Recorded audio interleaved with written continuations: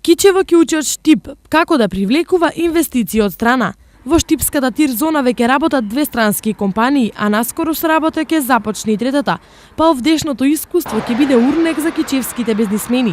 Постопанствениците од Штип да дознаеме подобри информации околу начинот на нивната соработка заедно со странските инвеститори, бидејќи конечно и во Кичево по подолг период се донесе на странска инвестиција, како што е позната КСС, односно производители на воздушни перничиња, да го црпиме нивното искуство, во кој дел тие се нашле во тие правци. Освен искуства со инвестициите, бизнисмените од двата региона имаат можност за соработка и во областа на градежништвото.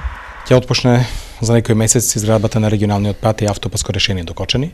Парите се обезбедени, како и до Радовиш. Значи еве шанса да градежните компании од Кичевскиот регион биде застапени овде кај нас. За овие, но и за многу други сектори за соработка се разговараше денес на првиот состанок меѓу регионалната комора на Штип и Кичево. Целта е размена на искуства, вештини и евентуални бизнис интереси во делот на представниците на учесниците во денешната средба. Целта на ваквите средби е запознавање и продлабочување на соработката меѓу домашните компании. Многу е битно да имаме поврзување на регионите, од причина што не е само да се стваруваат средби надвор и да се создаваат нови пазари, туку треба и да се осознае и да се создаде добар македонски пазар.